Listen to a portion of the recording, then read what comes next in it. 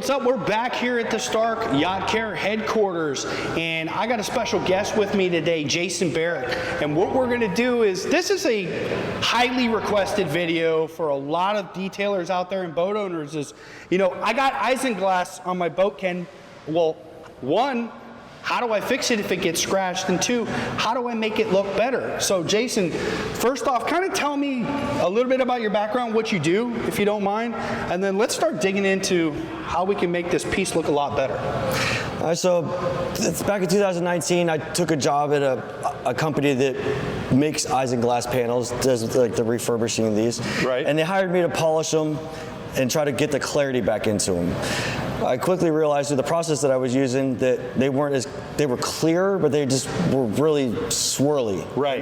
Didn't look right. Yeah, it hung up on the boat. It was very embarrassing. Right. So I went back home, reformulated my approach to polishing them, and I came across the polish that worked pretty decent. Right. It will get all the cloudiness out of it and create a clarity to it. Yep. Once I got that, people started asking, well, now that they're clear, there's a bunch of scratches in them. Can you get rid of those? Right.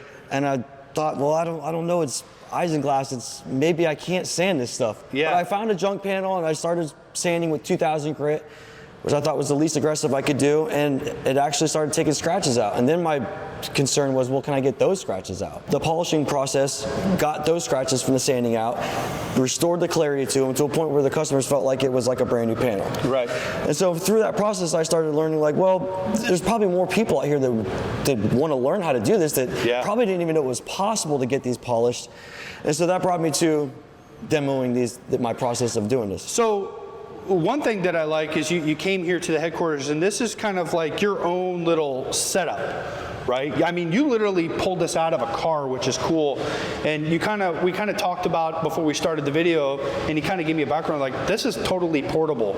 And what I like too is you actually have plastic on the back side of here to potentially, one, you can see what you're working with when you're polishing it, right? Yep. At the same time, without potentially damaging the Isinglass also. So what I started doing in my very first process was I would take these massive panels and hang them from my roof, and it would be heavy enough to hang down, and I would polish them.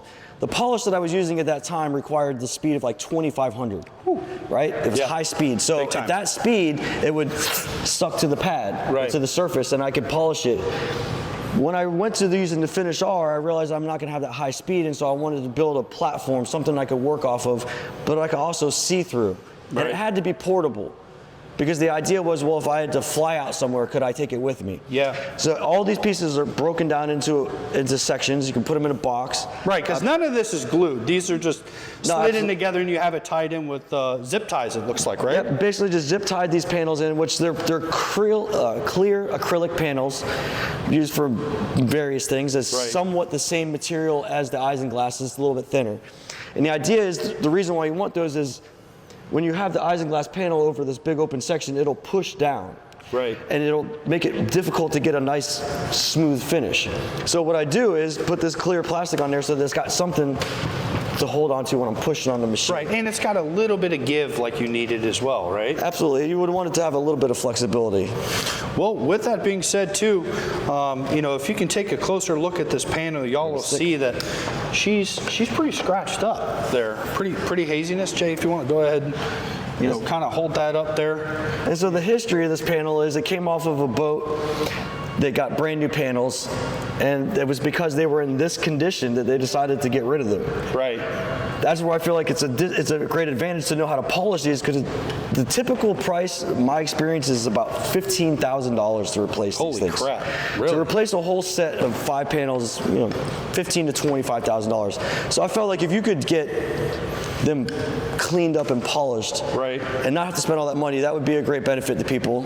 And as a detailer, it's an extra service that you could provide. Yeah, because I think you would agree, and that's one reason why we're doing this video, is this is not really information that's out there, right? No. I think that's why we collaborate so well, is a lot of you watch us out there just because we do share the information that is not shared. Why don't you take me through the process of what we're gonna do first? Are we just gonna polish it and see what we have? After we go through a polishing stage, even though there's scratches here, it'll really accentuate those scratches. Oh yeah, when it we highlights polish. them. It'll highlight it, right? You won't see them so much until it's polished, and then it's polished, and you're like, I can, they're highly visible. So which way did you want to go? You want to polish a section and then maybe so accentuate that, and then we can move into potentially removing them with the sanding process? What I suggest initially is taking a magic eraser and a slip solution, whether it's like a Formula 88 or some kind of degreaser, and clean the panel off, because there's going to be like little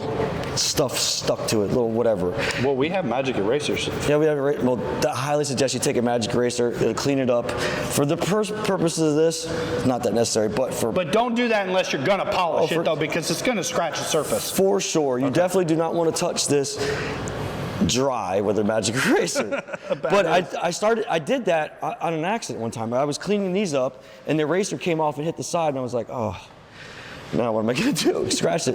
But then I polished it and I realized, well, it's taking it out. And that got me thinking about deeper scratches. And how aggressive can I get with this? And that's what got me here with Ken is what polishes, what compounds can we use? What could we do to get a better product faster, cleaner? Right. Well, let's go ahead and try this out. Let's go ahead and let's give it a buzz first. So what are we using here? I think that's what, Lake Country Purple? Yes, a purple pad. And I'm using Finish R, which I love this stuff. I use it on polishing boats. I can't say enough good things about it. And I used to use a polish from a company that was promoted as a variable grit. It said it would start out at 800, it would break down into a polish. And that's what got me looking at Finish R, because it says the same thing, right? It starts out as an abrasive and it breaks down into a polish. Correct. So I felt like this was probably a better upgrade to what I was using before. So I'll use a little bit, we'll put it on here and let's see what happens. So you like applying it to the pad versus to the substrate? Yeah, so I'm gonna take it and kind of wipe it around, and it really comes down to like how aggravated or how much time, or whatever you're comfortable with getting it on there, as long as it ain't gonna sling all over the place. Yeah. Kind of work it in, and then what speed are you gonna really run it at here? I typically run my speeds around 1800. The polish that I used prior, it didn't have a variation of speeds. It said 2500 and that's it. Woo. So 2500 was cooking, and that's what I thought, if this panel can take that speed with the polish and not burn it up or mar it, scar it, do anything I can't replace or fix, then it should work out fine. So if I could run 2500 at that polish, I could definitely run 1800 at this one. But what we'll do is crank up to 2100 and see what happens there. Okay, let's go.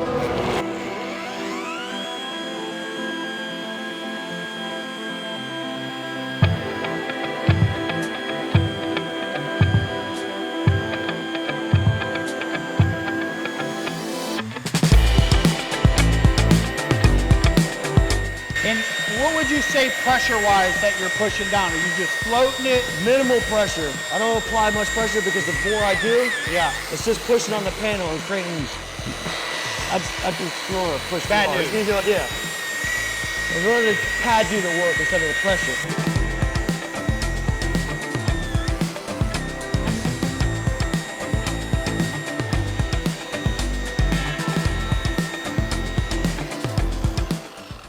And we're doing this real quick. I mean, you could sit there and spend some time and really finesse it and polish it, but for the purpose of the video, we're gonna do it real quick and see what kind of result we get. And it only can get better the more you do, right? So if this comes out fantastic with minimal effort, imagine what you could get with a little bit more. So again, we got a scratch side on the other side too. So we're gonna end up doing what, both sides first, and let's do the full reveal on that? Yes, so we wanna polish both of them so you get a true clarity. Well, I can already see it right there though. And see the style with the clamps, I mean, it's just very efficient the way you're doing it. So the clamps comes from when I used to hang them. I used to take a metal bar, put chains, hang it up to the roof, and then clip the panel to the bar. And it would hang down. There's some videos out in the world of me doing that. But it was, the only reason that worked is because the machine would suck the panel to it. You know, and I didn't have to try to push, because if I had to try to push against something that was just constantly moving, it would have never worked out very good. And I've always had in my mind to put this thing together, so. No, it's definitely efficient. Let's get this side buzzed up. Let's see what kind of clarity that we get out of it. Obviously, it's gonna really highlight the scratches that are there, and then after that, we're gonna go and attack those scratches with some sandpaper. For sure.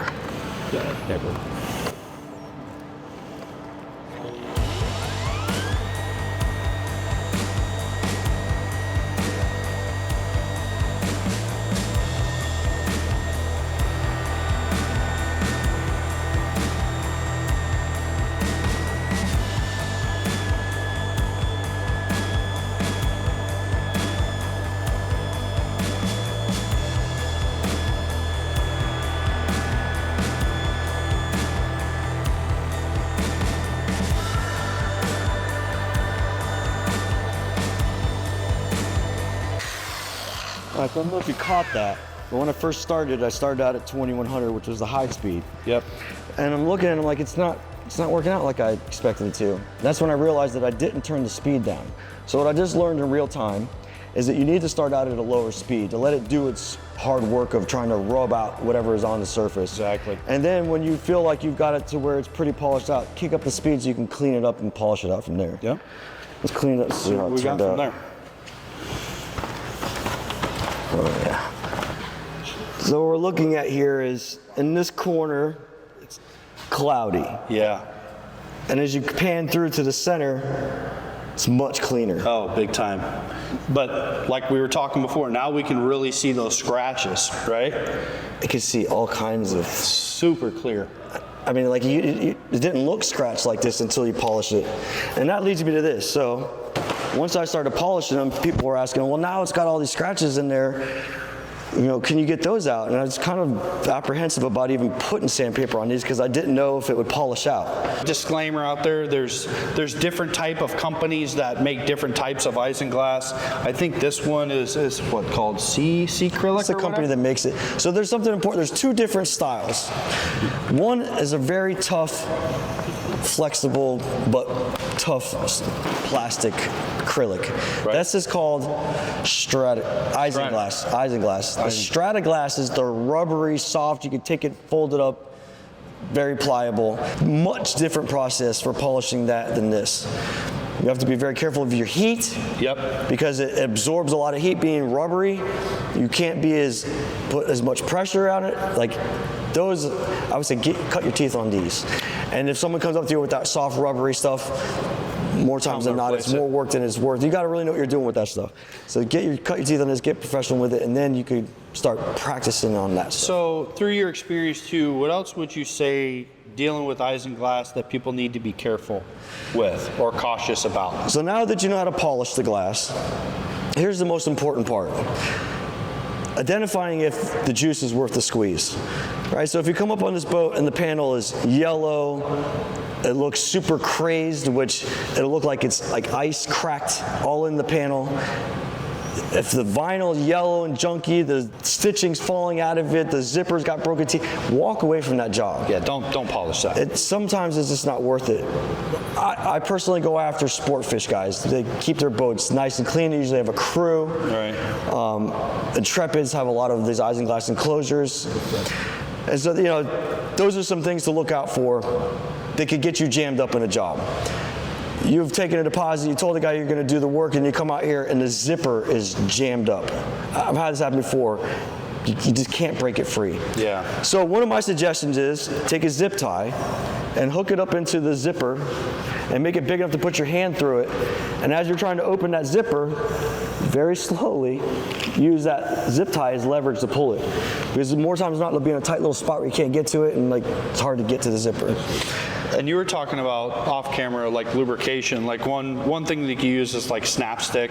You know, we carry snapstick, but you said beeswax. Beeswax, something to make these teeth slip a little easier. More times than not, they're going to be corroded with some kind of salt or mildew or whatever the boat's been environmental fallout on. Right. If you're pulling these zippers open, it's no problem. Closing them back up is a much different process. And at that point, that's when I highly suggest you put beeswax, the stick, the snap something on there to give it some slip.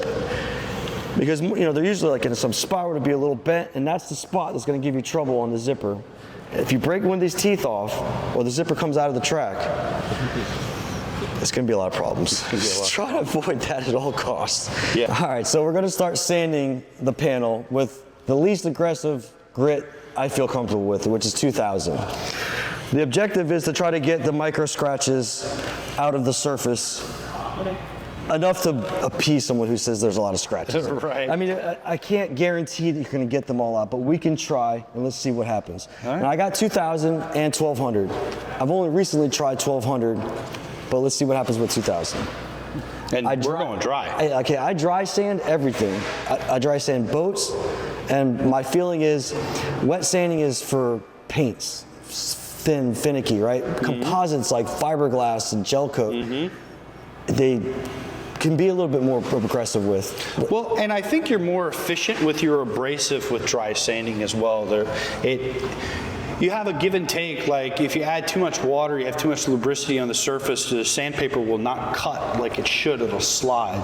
Versus dry is going to be, it's going to give you that consistent cut. That's what I've experienced, is that dry sanding versus wet sanding. When I wet sand, I feel like I'm hydroplaning more than I'm actually cutting. Yeah. And for what it's worth, when you're done, you wipe it off and you're like, oh, there's spots that I missed. When I'm dry sanding, I know in real time. I can see my crosshatches in real time, and I know everything is perfect. And we're going to crosshatch this one as well? For sure. Anytime I hand sand something, I highly suggest that you crosshatch it. Yes. Because if you're just going around in circles, at some point you're pushing more here than there, here than there. It's not a consistent. Or if you're going back and forth, the center is where you should be focusing. If my scratch is here, I want to crosshatch into that scratch. Yep. Far away from it. Don't stand right on top of something and try to scratch. It's going to create problems. Well, let's see what you got. I'd like to see your technique.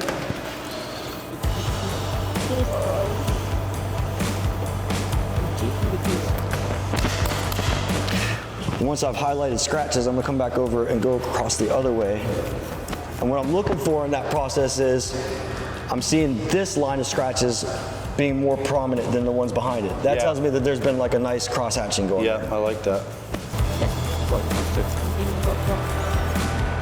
That's a deep one right there. Yeah, it's 2000 is not touching it. So if I have this feeling like it's much easier to start out with a grit that's not as aggressive. You should always go, and you should always do that, is see if you can get your result with the least aggressive route, especially when it comes to acrylics or even paint. Now, gel coat myself, my personal opinion is I think it's better to go just a touch deeper because you're fighting oxidation, right? So oxidation breeds more oxidation. But in this case, we want the least abrasive that we can to get the result that we're looking for. It's like if I can make it happen with 2000, perfect, but if I'm not getting the result I want, I'll step down to 1200. And you found that out with a couple of swipes of going, oh crap, this is a real deep one. Yeah, so when you're going over it, it just starts getting more and more pronounced. Yeah. So I'm feeling the 1200 will get into it.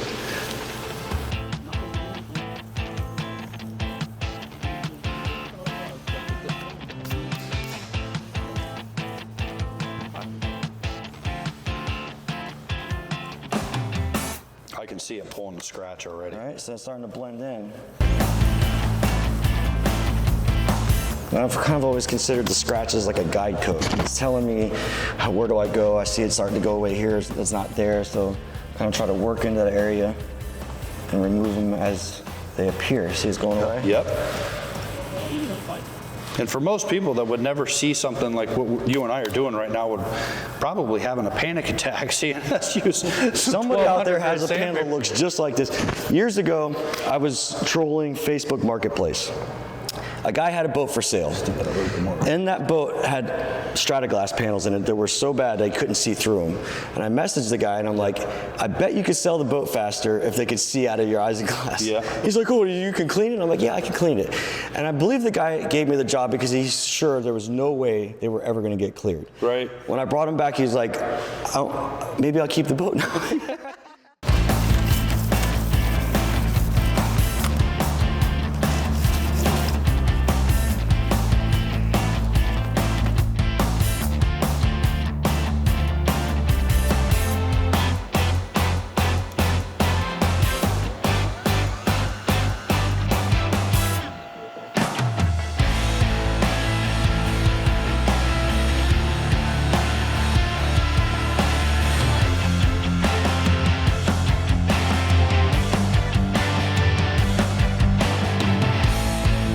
So I'm still seeing a lot of scarring and marring. They're super white now in the light.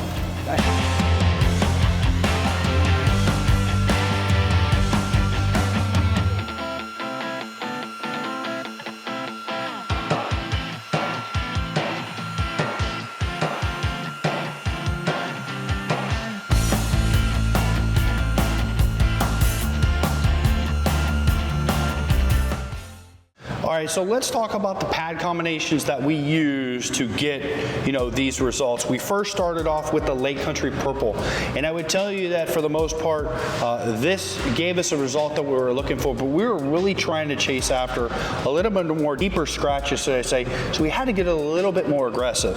And what we ended up choosing from there to get a little bit more aggressive is the Buff and Shine Yellow double-sided polishing pad. That went through and started pulling a little bit of those deeper scratches, but because it is a little bit more of an abrasive polishing pad, it had a little bit of haze. And the best combination that we found is just following it right back up with the Lake Country Hybrid Blue pad. And of course, both polishing combinations we utilize Finish R, but that 1-2 punch, Jason, I think you would agree, really delivered some unbelievable results on this piece of Isinglass. I definitely would highly suggest that combination. I've used one particular in the past. You've seen my demo videos before, but now I'm sold on this combination of the yellow and the blue. The aggressiveness of the yellow, but still, was able to pull out those scratches, and then that extra refinement with that blue hybrid is just almost unbeatable. I think worth mentioning, if you were looking at this, you would kind of concerned like, oh, I think that yellow would cause damage to it. It didn't, not as much as I would have expected it to, and it actually created a better finish. So experimenting with that yellow was clutch. And now that we know this combination works perfectly, I'd highly suggest you guys try it at home. Yeah, absolutely. Jason, I appreciate you coming by here, literally showing us, or showing those of you out there, how to save money or restore your Isinglass. Again, quick disclaimer, take caution on what Jason said about the condition that the Isinglass is in before you go and polish it. This is kind of like one of those viewer submitted videos, and if you have any type of information that you want to hear about, we'll gladly bring in professionals like Jason, or if we have the information here at Starke headquarters, again, feel free to message us, leave a comment down below in the comment section and let us know what videos you want to see. With that, make sure you subscribe, check out Jason Barrick, and get in gel coat train. You're going to see a lot more of us.